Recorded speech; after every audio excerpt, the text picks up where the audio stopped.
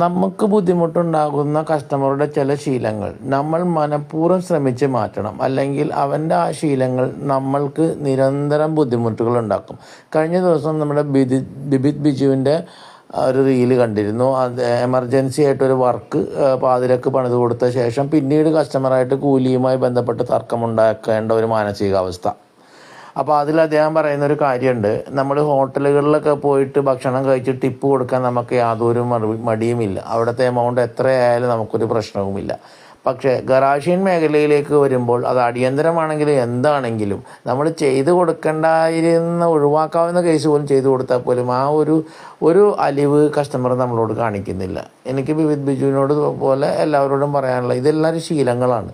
ആരൊക്കെയോ നമ്മളെ പരിശീലിപ്പിച്ചിട്ടാണ് ഹോട്ടലിൽ പോയി കഴിഞ്ഞാൽ ഭക്ഷണം കഴിച്ച് കഴിഞ്ഞാൽ കൊടുത്തില്ലെങ്കിൽ നമുക്ക് ഭയങ്കര മോശമാണ് എന്ന് നമ്മൾ ധരിച്ചു വെച്ചുകൊണ്ടാണ് ശരിയായ വില കൊടുത്തിട്ടും പിന്നീട് അവന് നമ്മളൊരു കാശ് എടുത്ത് കൊടുക്കുന്നത്. അത് അങ്ങനെ ചെയ്തില്ലെങ്കിൽ നമ്മൾക്കൊരു മോശമാണ്. നമ്മളുടെ മനസ്സിൻ്റെ ഉള്ളിൽ തന്നെ ഒരു ശീലം മുന്നാരോ നമ്മളിൽ ഉണ്ടാക്കിയെടുത്തിരിക്കുന്നു. ഇത്തരം ശീലമൊന്നും നമ്മുടെ കസ്റ്റമറിൽ ഉണ്ടാക്കിയെടുക്കാനും നമുക്ക് പറ്റില്ല. പക്ഷേ നമ്മൾക്ക് ഒരു കാര്യം ചെയ്യാം. 6 മണിക്ക് ശേഷം ചെയ്യുന്ന വർക്കല്ല നമ്മൾ വേണ്ടിയിട്ട് ചെയ്യുന്നില്ല. അവന് വേണമെങ്കിൽ ചെയ്താൽ മതി. അതിന് നമുക്ക് കൂടുതൽ പൈസ കിട്ടണം. കാരണം നമ്മുടെ എക്സ്ട്രാ ജോബാണത്. അതുപോലെ തന്നെ എമർജൻസി ആയിട്ട് വരുന്നൊരു കാര്യം കസ്റ്റമർക്ക് വേണമെങ്കിൽ ചെയ്താൽ മതി എന്നുള്ള അവസ്ഥയിലാണ് നിൽക്കുന്നതെങ്കിൽ നിങ്ങൾ എന്തുകൊണ്ടാണ് അഡ്വാൻസ് പേയ്മെൻറ്റ് വാങ്ങിക്കാത്തത്?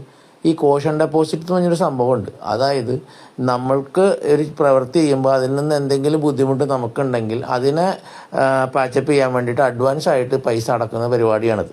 ഒരു വർക്ക് വരുമ്പോൾ നിങ്ങൾക്കറിയാമല്ലോ ഏകദേശം എത്ര പൈസ ഇതിന് വരും. ആ പൈസ അഡ്വാൻസ് ഇട്ടാൽ മാത്രം ആ വർക്ക് ചെയ്താൽ മതി. അതല്ലാതെ വർക്കിന് ശേഷം ഇത്തരം ഒരു തലവേദന നമ്മളായിട്ട് വലിച്ചു നോക്കേണ്ട ആവശ്യമില്ലല്ലോ. നമ്മൾ ഈ ശീലങ്ങളൊക്കെ മാറ്റി തുടങ്ങണമെന്നേ.